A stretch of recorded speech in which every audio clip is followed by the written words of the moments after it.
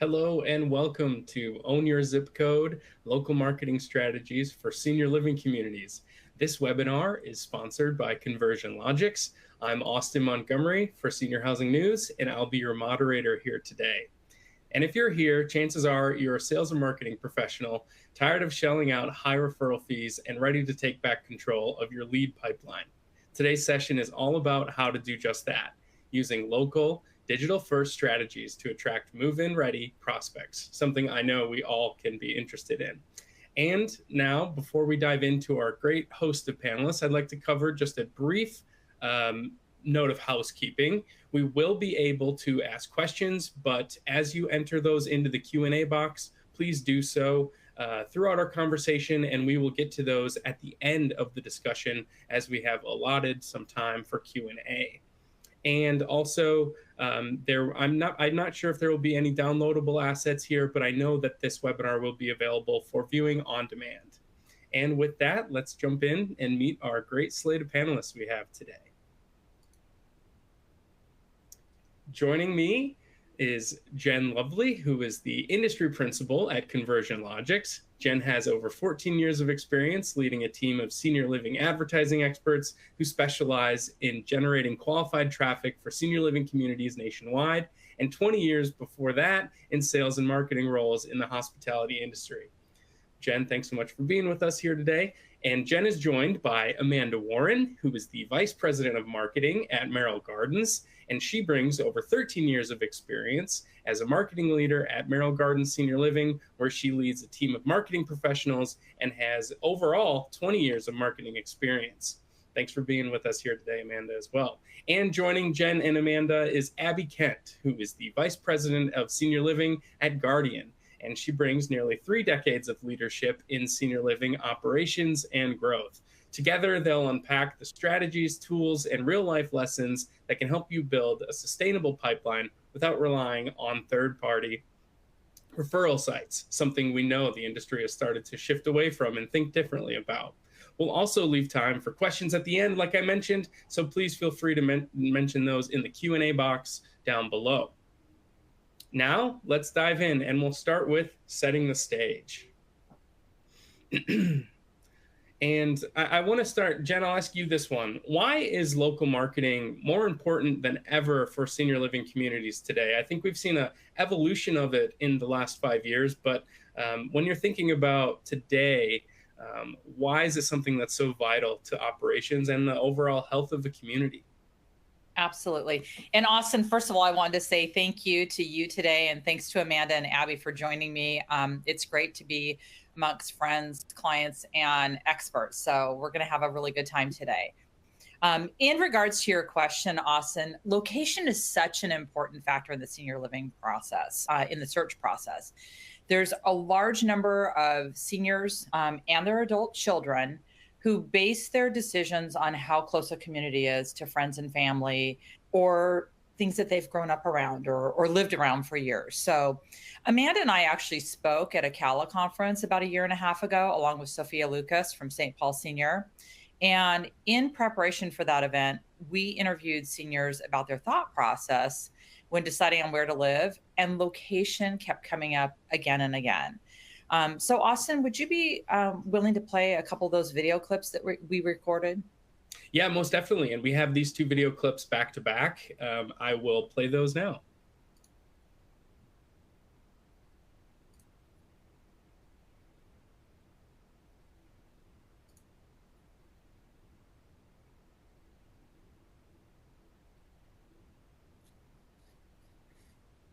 I've found a good community for you. She did her research. She's incredible. And she said, I want you to come visit St. Paul. And I said, so what makes it so unique? The atmosphere, the people.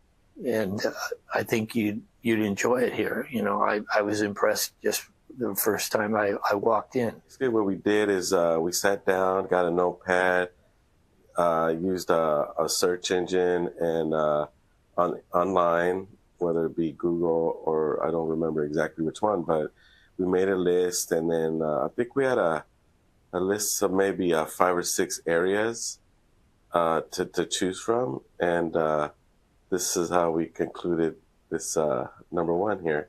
My mother had a health crisis suddenly, and so my husband, we knew that this building was here, and my husband kind of ran over and asked if a 2-bedroom was available, and it was, and they moved in, I think, within 1 month from that question.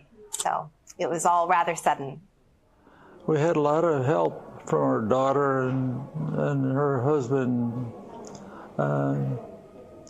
She looked at a lot of stuff online.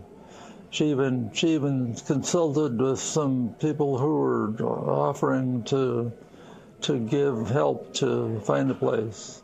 Well, I kind of went all over the place. I asked everybody I knew. I did a lot of looking at things online, and I actually engaged a consultant to help me look through some things.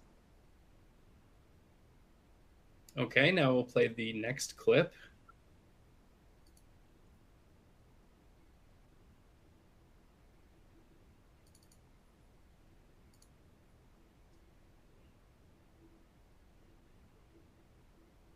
We kind of drove around and looked at the area, and this was brought to our number one hit list because Balboa Park down the street, and the sidewalks were pretty nice. It's a real nice neighborhood, and it was really, peaceful and safe for my father here to stay here, and that's what we concluded here.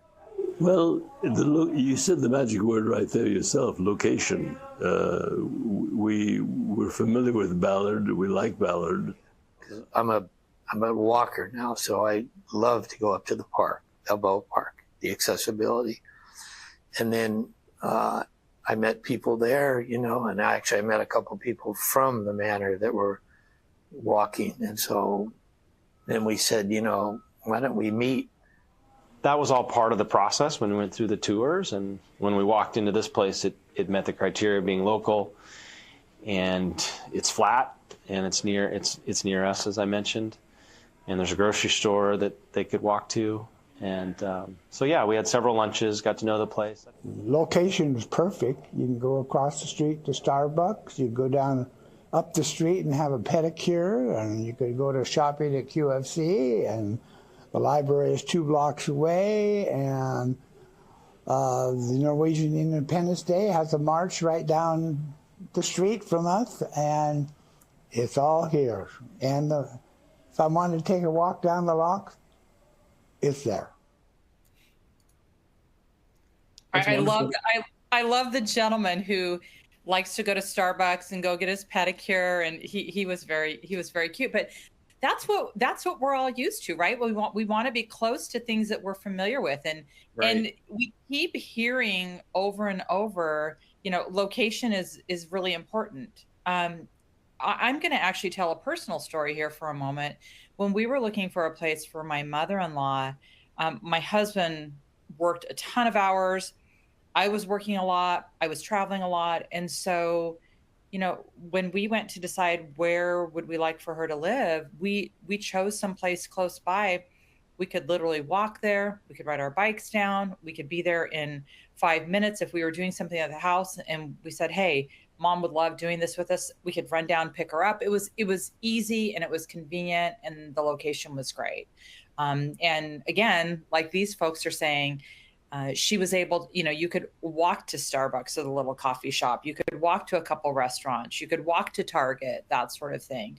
So it was extremely convenient. So, and so therefore, I kind of want to mention that it's really important to target locally, because you may have kids, you've got kids and the seniors themselves searching nearby, but it's also important to search nationally too, because you might have kids that are living someplace else and they're looking for their parents. So, and I want to mention something too with national campaigns. You don't have to target exact cities. It's really great. In fact, I want to mention a certain campaign that we're working on in San Jose, and we don't we don't necessarily need to target Seattle, Washington, and Portland, and Dallas, Texas, and Phoenix, and New York City. We just target anyone in the US who is looking for senior living in San Jose. So again, it's important to target locally, but you can also target nationally very easily as well. And then something else that I wanted to mention too is you can get more specific in your targeting as you assess the campaign. So once the campaign's been running for a bit, you're able to look at everything and say, okay, what's working, what's not working. And in our Conversion Cloud software, we're able to see where people are coming from, and we can adjust. Should we target 1 to 10 miles, 10 to 25, within a 60-mile radius? Where is traffic coming from? So those are some important factors. Very exciting. And Amanda, I'd love to bring you into the conversation now. Yeah, absolutely. Well, one thing I think is sort of fun to note is that you may have heard one or two of those individuals reference an online consultant. You might be able to guess what that was. But what we want is to be that consultant, right? So that's really the goal we're talking about, is trying to figure out how do we get to be that first party lead. So the location is huge, just like Jen was talking about, and all of those individuals in some way, shape, or form referenced it, that they either themselves really love the location, or as that adult child, it was a key factor into them knowing how close their mom or dad was, or how accessible it was, or whatnot. Reputation plays a lot into this. A few of them just simply referenced knowing the building was there, knowing that that community was there. But if they had gone online, and most of them did, as they referenced, and if they had seen, say, a really negative online reputation, negative stars or whatnot on Google, that would likely play an impact. You know, the one, it was the gentleman looking for the option for his father in San Diego, and referenced making a list online. And there are a lot of options in most of our markets. There are many options. And if one of those quick little check the boxes, nope, they don't have great online reviews, it's an easy way to sort of get negated from even being considered. So thinking about that both from those organic efforts like reviews and all those paid strategies that Jen was talking about how far to target, where to target, specific neighborhoods, all of that detail really does matter. Thanks, Amanda. And you're totally right. We've heard anecdotally, I think for the last couple of years now, that if you're really not up to speed on what your digital footprint looks like, you could be losing out on the back end. So appreciate the insight there. And Jen, I want to bring you back into the conversation here. From your vantage point at Conversion Logics, what trends are you seeing in how communities are shifting away from traditional referral sites to build a more self-sufficient lead pipeline? Because I think we're also starting to see a shift there as well. Absolutely. I've partnered with so many companies in the industry who come to me and say, hey, look, we're getting leads and move-ins from referral sites, but we end up paying a premium for these. So, and what we're trying to do is help them create their own generation strategy, their own lead generation strategy. We develop multi-channel ad campaigns that reach prospects across many search engines, whether it's Google ads, Facebook ads, or browsing content on the internet, like recipe blogs or news blogs, things like that. We deploy live chat services as well, and automated tour scheduling on the websites. It's really important, if we're bringing that traffic to the site, to then have ways to capture that information and deliver that to the sales team as well. So first-party leads are easier to convert than third-party. With third-party, what's happening is you're competing right out of the gates with 4 to 5 other people generally. And I've heard even customers say as many as 10 competitors at a time. So when that lead comes in, you're automatically in defense mode, trying to get there first, right? And trying to make that connection first. So part of the focus of our campaigns is local targeting that a referral agency honestly will miss with their national focus. A lot of referral agencies miss this because they're targeting so nationally. We also target specific levels of care, which is really important, that enables us to win the bids in search engines over the referral agencies or ILS. So that's really important. For the most part, referral agencies are using broad terms. They aren't necessarily familiar with the property's intricacies.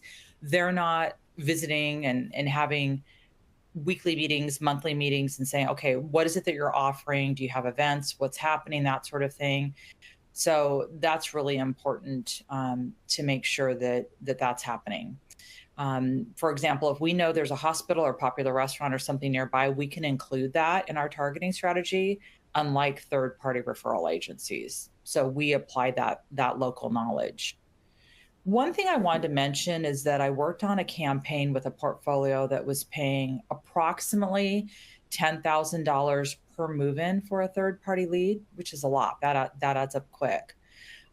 With first-party digital advertising like Google ads, Facebook ads, and display ads, we can generate leads and move-ins at a much lower rate. So, for example, around $2,000 a month for a campaign. Even with one move-in, that's only $2,000 for a move-in versus 10. So that's an 80% reduction in acquisition costs. And oftentimes the campaigns will, deliver and result in more than one move-in. So that'll actually lower that acquisition cost even more.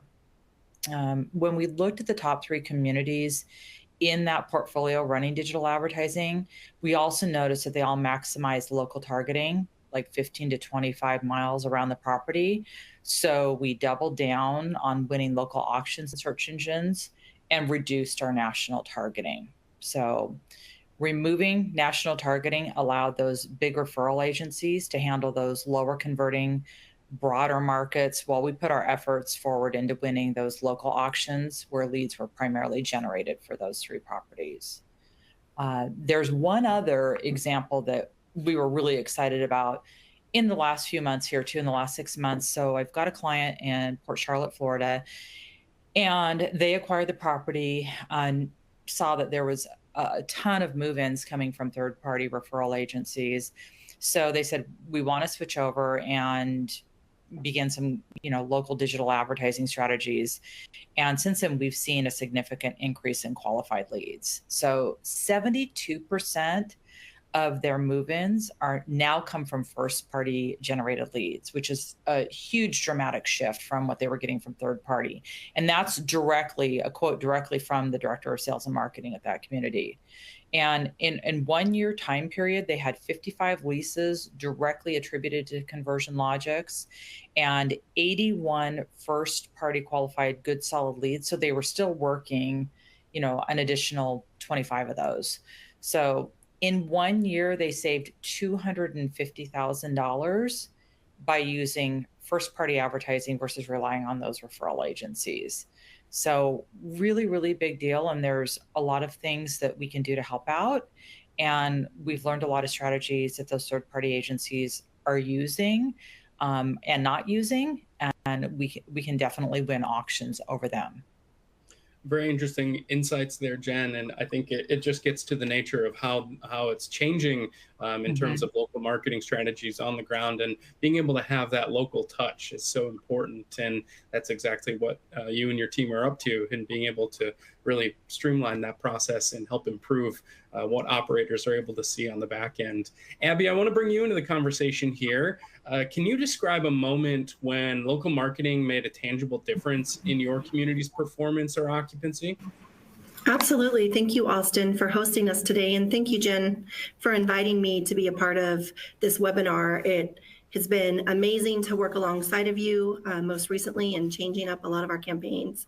But speaking locally, you can advertise digitally and do all the right things, but if your site team is not prepared and your marketing is not spot on and your tours aren't set up for that experience and have engaging activities that are taking place on a regular basis within your community, not just staged for the tour, like the good old days that we used to do. With the decades of experience that I've had, I've worked for many companies, and oftentimes it's setting up just a slam, tour experience. Well, we want to live it and breathe it every day. And we want our residents to be happy. And we want our marketing personnel and our sales teams to feel engaged and be a part of it. So some of the little things that we've done, because our traffic has increased and our tours are coming in and now our closing ratios are great, is we've set up little mini models, and we've allowed our marketing and sales team to do those little things based upon feminine and masculine tours, and also for them to choose things that they know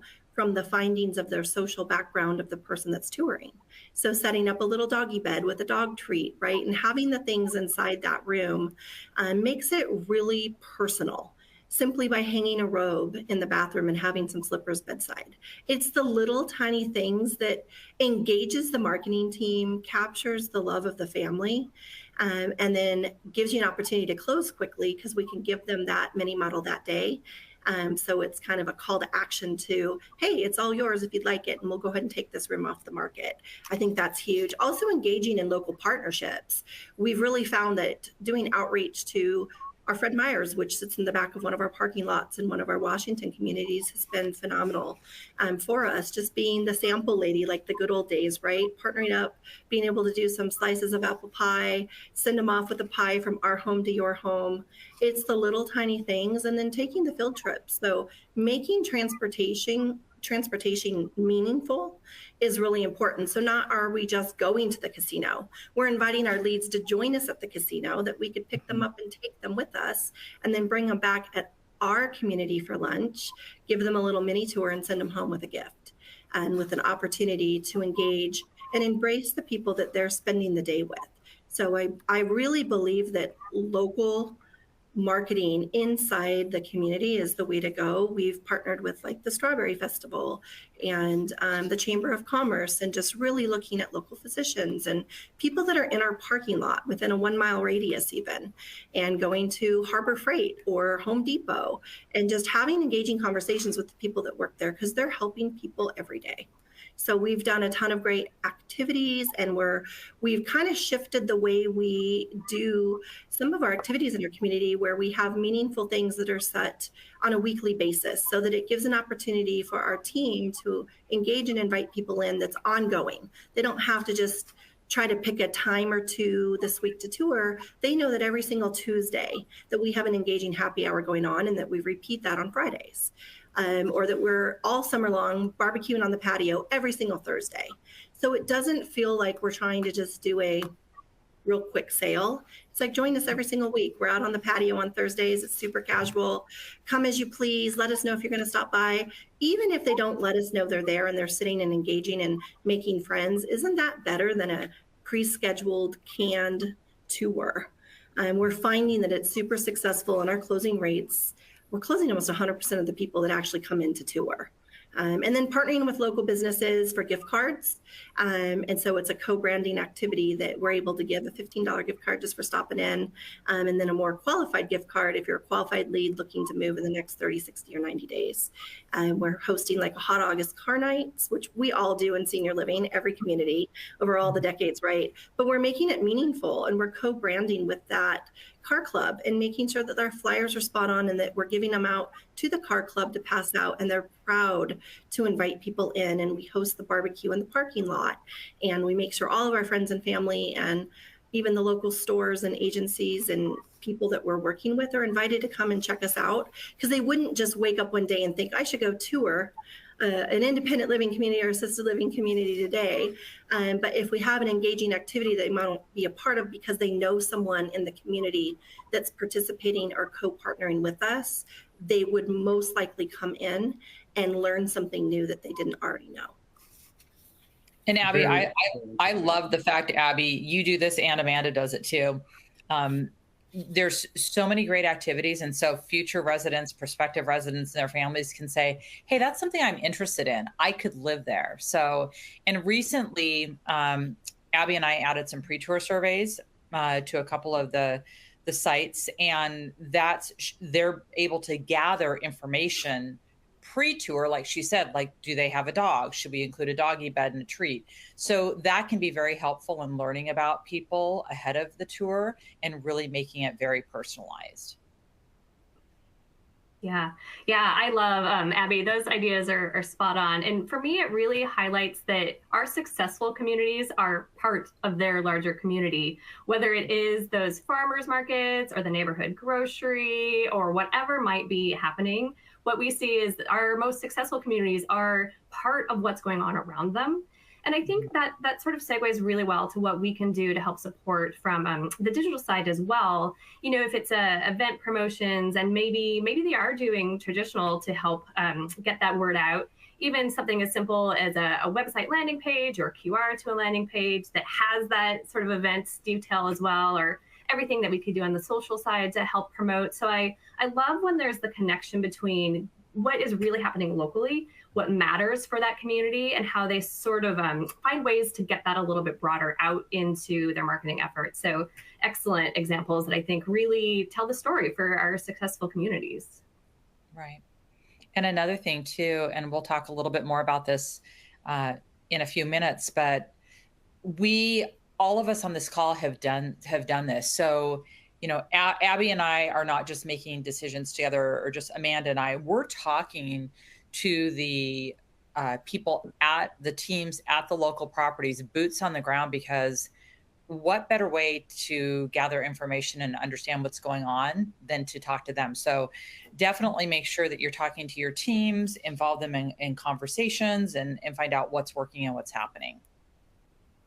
Very interesting, and appreciate the insight so far. Jen, I'll bring it back to you here. And I know we've touched on some of the ways you can be customizable with geo-targeting, but what role does geo-targeting play in building an effective digital campaign? And how do you balance scale with being specific? Because I think there's a really delicate line there. Yeah, great question. So we do this within most of the major ad networks. You can actually leverage radius targeting to focus your ad dollars towards reaching local prospects. In fact, 80% of the campaigns have location targeting included. So that's something to know. We do this all the time across Facebook ads, display ads, and Google ads, YouTube. We run campaigns that actually focus on where the searcher physically is when they are searching on their device. But with this strategy, we can also target by keywords. For example, we will target searches like senior living in Scottsdale, senior living in Seattle, that sort of thing. We also deploy hyper-local mobile targeting strategies like precision mobile targeting, which is our version of geofencing. And with these campaigns, we can target people while they are in specific local buildings or after they leave a particular building, which can be really focused. It's a great strategy. As you get contact information from leads, we can see where people, hear about you, which is important. So let's say it's at their doctor's office. So you can run geo-targeting and target that exact medical campus or that office. Maybe it's a specific neighborhood people are coming from. You can target the clubhouse or the golf course or whatever, type of kind of general meeting area there is in that neighborhood. So I do want to note something, and Amanda and I have worked around this, but there have been some changes in the recent months. And in certain cities and certain states, you can't target exact medical centers. So we have found some workarounds. So you can target nearby businesses. So at one hospital, we actually targeted a business cafe that literally sat next door. So and some different ideas of where you can target, like I said, 55 plus neighborhoods, medical centers, campuses, even grocery stores in an area where there's a high population of people possibly looking for senior living, senior centers, golf courses. You can target an IL community, if you offer AL and memory care, that sort of thing. If you know that one of your competitors is not doing such a great job and you can offer a better solution, we can target them. So I want to mention too, and this is just kind of a sidebar note, but there's another great thing you can do with looking for people to come and work at your community. And Amanda and I have done a ton of this too, but you can also use geo-targeting for employment campaigns as well. So for example, if you're looking for LPNs or LVNs or nurses, you can target a local nursing college, that sort of thing. If you're looking for servers in the restaurant, we can target high schools, colleges, that sort of thing. So there's a lot of really great ways that we can use this. Abby, are there any other examples you would want to provide? Absolutely. That's amazing. The hiring retargeting is something I'm absolutely interested in. And I think we don't do that enough, and it's highly competitive. So definitely sign me up for that. Some of the things that we've really found to be successful that we're looking at is our lost leads. And when we have move out notices, we're really making sure that we're hyper-focused on where they're going. And we're finding trends that we've never found before. So you would think maybe they're just moving within a 1 to 3 mile radius, but what we are finding is they're moving to cities closer to other siblings, family, grandkids, and or competitors that have rebranded and or been purchased, sold, running hot promotions, new management, new renovations. And so those are really great opportunities for us to get in there, make sure that we're retargeting those areas, but also that we're watching that ad spend, because if they have some huge hot changes going on, they're gobbling up a lot of those marketing dollars because they're also spending a lot on Google Ads. So we need to refocus kind of where we're going. And that would come into play with partnerships like local Chick-fil-A has been very open in opportunities to connect and do a senior discount day. We're currently working with a couple other providers to offer free coffee for seniors. So anybody who is a senior that orders a cup of coffee on Sundays and Thursdays, it's sponsored by us, and working on getting little displays sitting on their table with a QR code.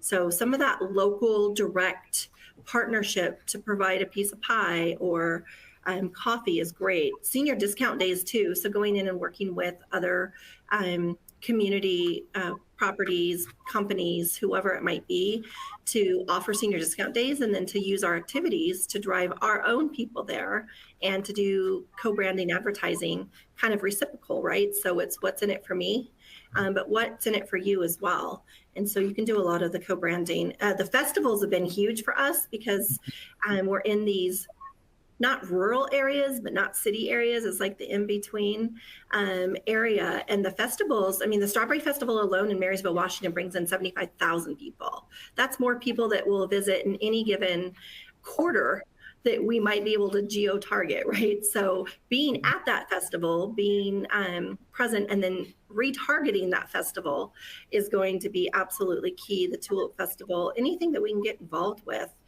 We also found some of the things that are really great is when we are out there in the community is inviting them in and having a call to action to be able to hand out, because our seniors aren't all online. It's mostly the adult children, the decision makers, but we have more savvy seniors than we've ever had. I was thinking about it this morning, and we service people from 1925, right, 1970. From 105 years old, even 1920, right, all the way to 55 years of age. What a wide gap. I don't think there's a company product type out there that has such a huge market and age gap to where we need to meet that need. And that our age gap also is our direct referral, and it might be our end user, or it might be a family member. So we got to be strategic in who we're marketing to. We're not just marketing to the senior themselves, we're marketing to the grandchildren today. People born in 1970s, like myself. It's hard to believe that I am getting targeted quite frequently online, and I'm not shopping necessarily for my parents, but I know others that are, and my parents have friends who are a decade older.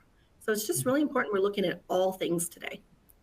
And like Abby mentioned, like those events and festivals and everything, she and I were talking about it a couple months ago, and especially during the summertime in the Pacific Northwest for Amanda and Abby, there's tons of festivals because the weather's nicer.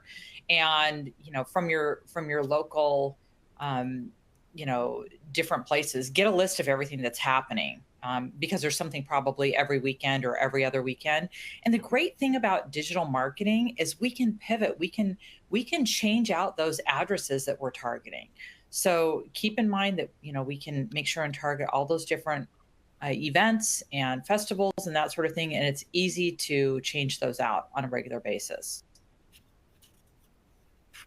Yeah, some of the campaigns, Jen, that we've recently kind of updated with you and created a new brand has really, it instantly, within 24 hours, we had our first live chat, walked through the door, converted into a move-in and moved in that week. I mean, I can't tell you the difference that it's made to retarget some of our most prominent areas that we visited.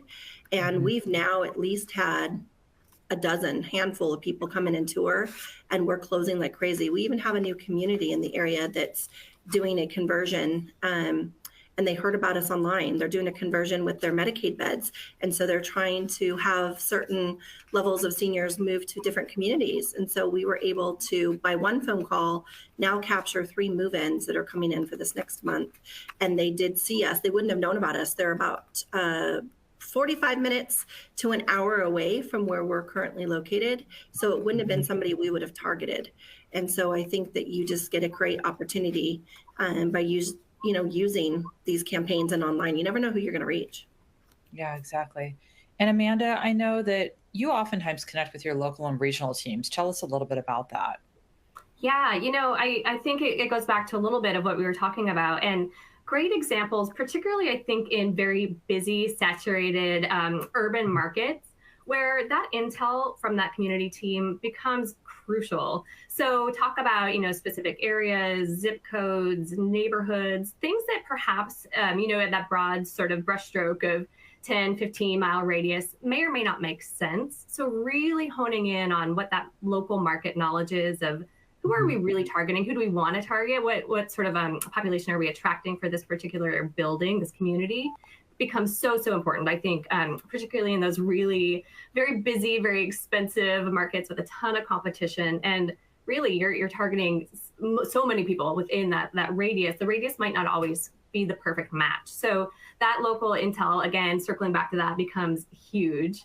The other thing, too, I think is important, and Abby sort of alluded to this, is that amongst that wide target audience, right? Different communities really have a different sense for us, right? So if it's a brand new building just opening, it probably has a much more independent feel, a slightly younger skewed demographic, versus maybe a community that's been open a while, or maybe a community that gears more towards care, assisted living, memory care. So that comes really crucial. Even let's say you have a stabilized community in your portfolio, and maybe they offer independent, assisted, and memory care. And suddenly you see a bit of a decline or an unexpected decline in, let's use memory care, to then shift that, whether within your existing spend or ad spend, right? Working with your agency, working with Conversion Logics to figure out how do we say we want to temporarily target and focus on memory care for this location. Here's why. What are our best strategies to do that? So again, it really comes back to paying really close attention and that efficiency, but still, managing it within scalability as well. To Jen, your point about it's pretty quick. We can make changes digitally very fast, which is one of the benefits of it as well. Absolutely. Yeah, Jen, I know we recently did a new geo-targeting campaign, and we didn't have to sacrifice the scale for that precision. As you mentioned, that is absolutely phenomenal. We generated over 140,000 new impressions and 357 new website visitors in a really small period of time in which we just shifted our marketing campaign briefly with that geo-targeting. Yeah. And I was saying, and something that we oftentimes do too, don't hesitate. I want to recommend this, that when you have a regular call, whether it's biweekly or monthly, have your regionals or have your local boots on the ground teams hop on the first 10 to 15 minutes of the call. We have a couple that we do this with, and we'll break it up into a couple different calls so we don't get inundated with 17 people, but we'll go around the room and they know the drill. And I'll say, Abby, any new local information that we need to be made aware of. So it's kind of nice to have those boots on the ground team members at the start of your calls to give some insights about the local area, like updated insights. If there is any, if they don't have any, they say no new updates and they're off the call. So, but it's really good for them to not only tell their VP of marketing or the marketing team, but also for us the team that's handling your digital advertising to hear what's happening too, because one word might just spark an idea. So that's something that I recommend as well. Thanks, Jen. And I think all of this gets to the nature of the adaptability of local marketing if you involve your local teams in the right way. Seems like that is a really game changer and differentiator in being able to actually authentically reach people at especially at places that they might frequent or maybe only know about because they're in that local community. So really awesome to hear that color. Now I want to shift and we'll talk about AI. And we know that artificial intelligence is everywhere right now. I just recently wrote a story on it, and we've been tracking it very closely in the senior living space. And I'm excited to learn how it's maybe played into lead generation here. So Jen, I'll ask you this. How are you using AI tools to streamline lead generation or personalize marketing at the local level? Absolutely, Austin. And I know a lot of people are still kind of afraid. How do I use AI? How does it work? Right. We don't want AI to take over all the humans, right? But there are places where it works well and places where it's meant to work well and save us all time and whatnot. So there's a few different ways that we use it at Conversion Logics right now. So as a Google Premier partner, we leverage Google's AI tools to dynamically optimize and deliver certain bidding strategies. So this helps our clients reach in-market local audiences more efficiently, basically. So boosting conversion rates and lead volumes without wasting your budget. So it's really important to, keep track of that budget and make sure it's spent properly. Also, our AI chat solution, Claire AI Plus, engages website visitors in real time, providing instant responses to inquiries and converting more local website traffic into leads. It's like a 24/7 sales assistant that's dedicated to your local community. Granted, it's AI, right? But if someone has a simple question and just needs a quick answer and they don't want to scroll through the entire website, it can be really, really helpful. We do still have our live chat agents, real people like all of us, 24/7, because in senior living, we do realize that, so people need to have conversations, and sometimes these can be difficult conversations. So it's not, a quick AI, chatbot type of answer, but the Claire AI works fantastic for easy, quick questions. We recently, I think it's been a year and a half now, acquired Bend AI, and we're in the process of developing AI capabilities in our new marketing operating system, which is Conversion Logics IQ. And finally, we're currently providing AI summaries and benchmarking to clients utilizing the CLIQ platform. So the AI actually analyzes ad and lead performance across campaigns in the senior living space, and then it generates strategic recommendations to optimize your campaigns. So incredible, amazing, and we hope to use AI more and more as we see fit in the future. And Amanda, do you want to highlight maybe how you're using AI to also streamline some marketing?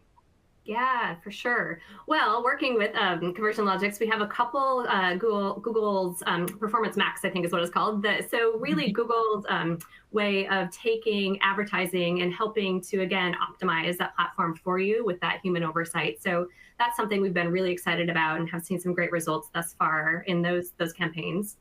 On our team's end, it's simple things like copywriting assistance, quick things to help scale if we're doing something times 60 plus locations. How do we do that? So a lot of copywriting or copy editing and reviewing for sure.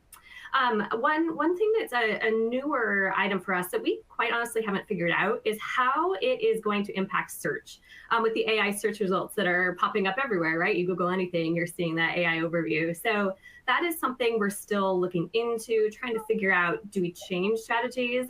Certainly on the SEO side, is the language and whatnot on our own website and content optimized as much as it could be? So I think there's a lot still to grow and learn and change in that area for us. And that's probably the next big priority when we're thinking about AI.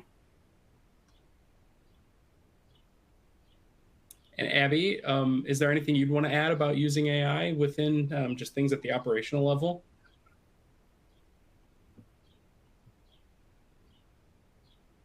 Abby, I think you might be muted. Sorry about that. Yes. No So worries. we're using AI at the operational level for note taking, even during tours, so that way we can recap the conversation. It's a great follow-up for the families to remember everything we spoke about, and or the resident that's, you know, might be selecting to move in with us. We also pull notes for resident communications. And so I can easily record something, have it transcribed, update it, and just keep notes very quickly so that it can be handy when we have our next kind of meetup or meeting. We do that with our teams as well. So it's really important to be able to have our morning stand up quickly. We record it. It can go out, and then anybody who wasn't available, distracted, giving a tour or anything, didn't miss anything, they can easily listen to it or read it briefly. And it just really helps us operationally keep to date what's happening. And then we're using it even for our menus now, and a lot of the activities and tools, just asking, you know, what it would be for this age demographic. What if you lived in this area? What if you had somebody who was a retired teacher? What types of activities would they be interested in? So the feedback that we get from our AI tools has just been absolutely phenomenal to really provide engaging opportunities that take like 5 seconds. Very interesting. And Abby, I love the fact that you're using it for note taking during tours, because I don't care how good a salesperson is, like getting that information into the CRM, you know, sometimes that's lacking a little bit, right? It doesn't happen. So it's nice that AI is taking notes. You can literally copy and paste that right into the CRM. So yeah, and then you can just ask it to summarize. So if it's too long, it's more than 500 characters, 2,000 characters to fit in your box, you just then ask it again to summarize it and then to change it. So it's super great. Wonderful. And Abby, I know you have overseen marketing across multiple regions. Can you share how your approach changes when you're tailoring these campaigns for different zip codes or community types? Absolutely. I think you really need to get into the site. You need to be interviewing the newest move-ins. You need to be talking with the teams and local businesses and really understanding why people have chose to be in that region. You need to understand the demographic and the actual age group. We can assume that it's an independent living community and that our average resident is in their 70s. But when you assume and you go in and take a look, you find that your average resident is 84 years of age, and they are using mobility devices, and they do need opportunities with menu adjustments without providing specialized diets, right? So what can we do to shift and change in that region? And for me, I operate in multiple states and have for many, many years. What we serve on our menu, we're trying to standardize across platforms and how we serve it. However, there still has to be that carve out. You know, Arizona is very different for our Tex-Mex menu and having opportunity to have rice more frequently than Washington would like, right? And so if you roll out a menu with rice 3 times a week in the Pacific Northwest, people are going to complain because they want the potatoes and they want fresh green options that aren't overcooked. And they want steamed where, you know, in Texas, they want their cream corn and they want their corn on the cob, and Pacific Northwest don't ever serve corn on the cob. So it's just the little things for marketing and knowing that. And I think when we share that in the tours and share that when we're blogging, messaging, posting up on Facebook, it's not just about that call to action. It's about sharing and caring that you see the difference. And that you've made modifications or changes in the different markets that you're really focused in, and having properties everywhere, understanding, you know, Everett, Marysville, Washington is very tech driven. We're right by Boeing. And so what are we doing for like employee assistance programs? What are we doing for the big employers that might have folks that need to leave work and have lost time? How are we making it easy for people to attach and partner with us and to provide resources? It's not just in that tour. It should be through good content and meaningful newsletters. We can't just do the newsletter that the activities directors create today. We need content that speaks to the education and understanding of what's going on in the marketplace for each area. I think that when you can do that, you really do make a difference in that approach. Thank you. And Jen, can you walk us through how you turn in-person events or partnerships into compelling digital content that really can help drive traffic?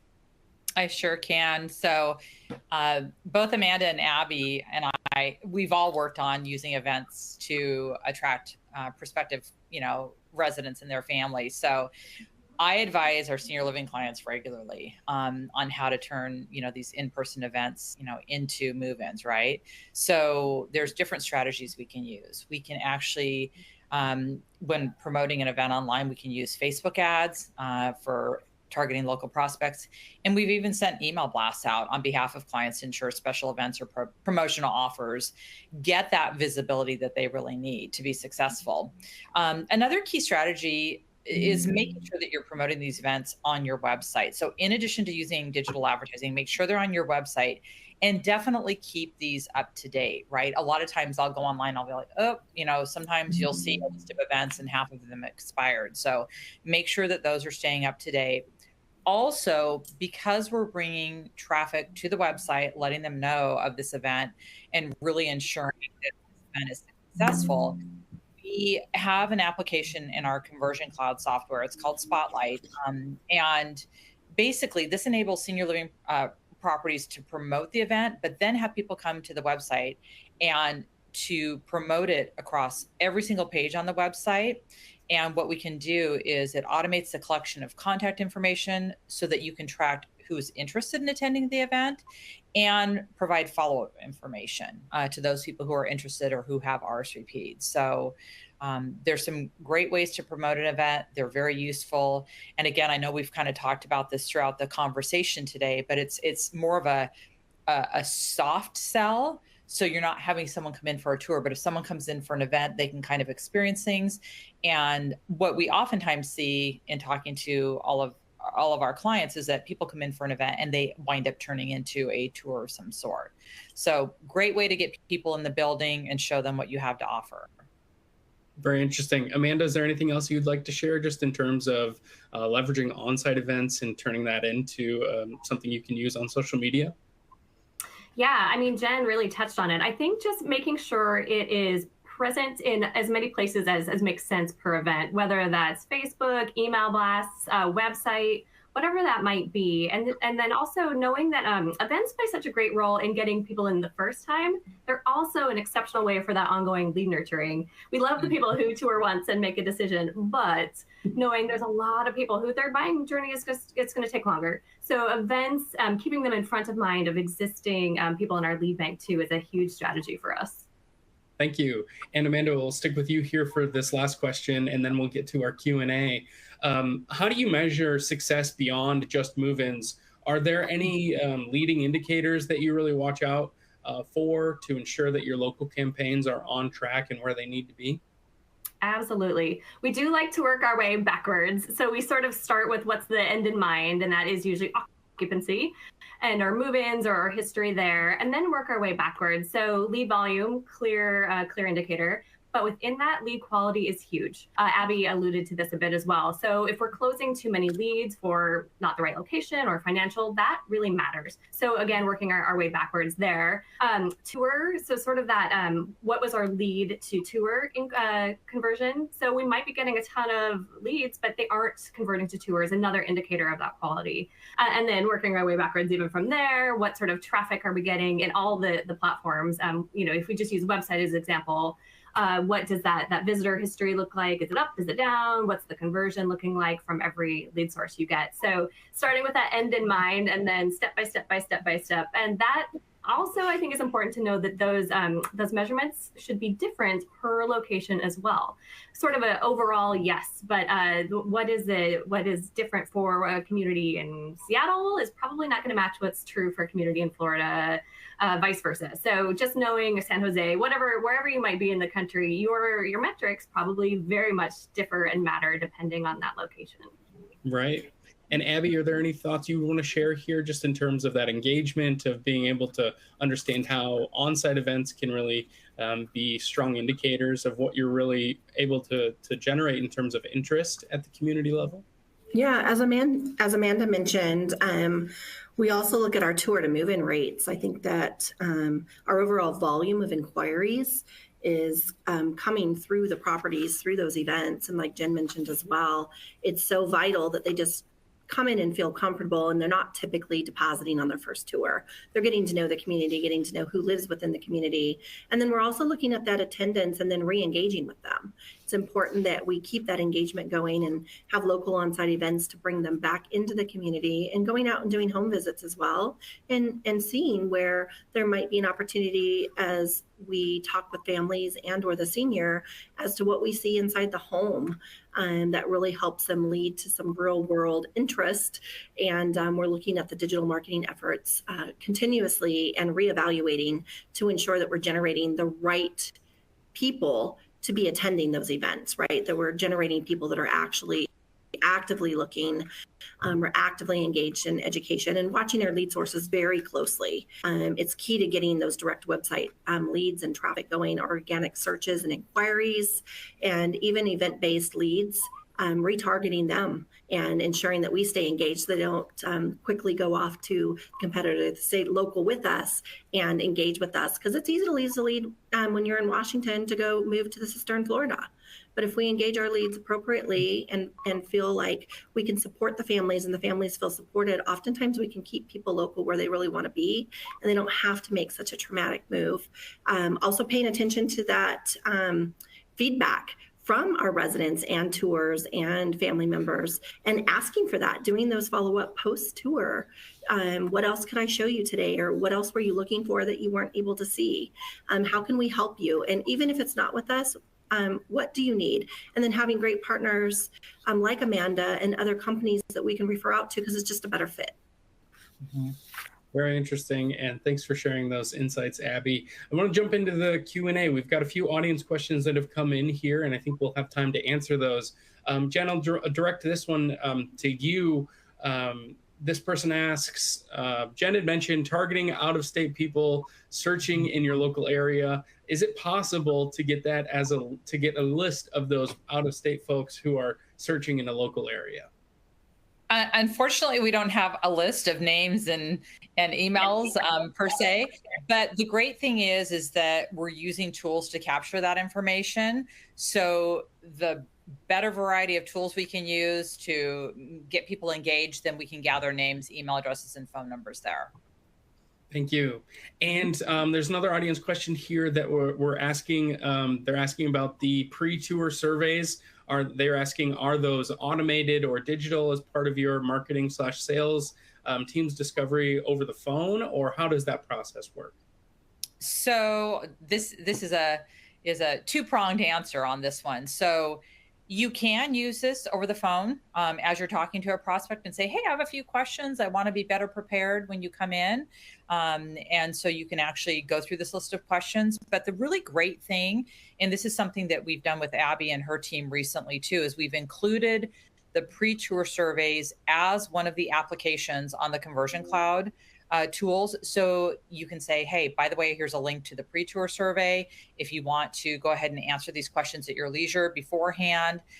Or a lot of people, will click on it and answer some of the questions for you ahead of time. So it's nice to have something that is automated or digital so that people can do that at their leisure and kind of think through it. But this is something that we're asking them to do so that you've got more information ahead of the tour so you can make it more personalized. Thanks, Jen. And we've got another one here that mentions our community is in a competitive market. Any advice for standing out when we're not the newest building or don't have the largest budget? Abby and Amanda, you want to take that? Amanda, I think that'd be a good one for you. Yeah, I'll chime in. We have a lot of those, actually. And what I will say is that for most of them, they are still one of the most successful in their market. Now, that comes from years of being a great provider of senior living, right? So you can't take that for granted. But that really becomes the communities that don't refer or rely on referral agencies at all. So they get a high volume of internet leads, word of mouth, all of those great reputation ones. So that's your best case scenario. Now, if you don't have that luxury, or maybe you've acquired a community that's an older building or whatnot, It's really starting from the ground up, reputation first, provide that great service, right? Get your own house taken care of. Are you doing what you need to operationally? If that answer is yes, then really building everything up, both organically, online, digital, paid strategies, those organic online strategies, and know that it will take a bit of time, but it doesn't have to cost a fortune. We certainly see that too, that budget criteria. So focusing on what works, getting your organic strategy up, and operationally making sure that you have happy residents and happy families, and that certainly pays dividends over time. Absolutely. And Amanda's done a really good job too with testimonials, which is important with those communities as well, when you do have those happy customers, and then having, having opportunities for prospective residents and their families to convert like at every step of their journey. So that's going to be important too.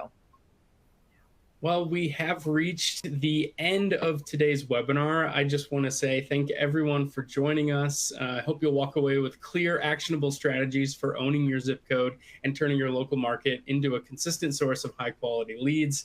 And also a huge thank you to our panelists, Jen, Amanda, and Abby, for their expertise and insights shared today. If you're thinking about how to apply these ideas to your communities, I encourage you to connect with Conversion Logics to learn more about how they're helping senior living providers do just that. And as a reminder, a recording of this session will be available to be viewed offline, and it will also be sent to your inbox along with a link with additional resources. Thanks again for spending your time with us. Have a great day.